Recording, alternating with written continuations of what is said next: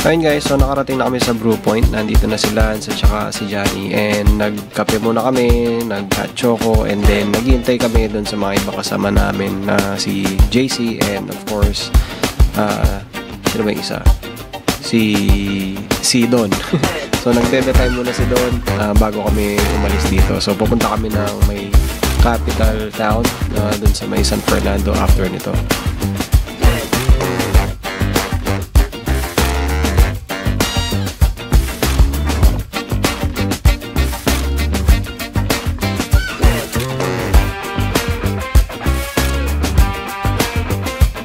Ligmaan sa Capitol.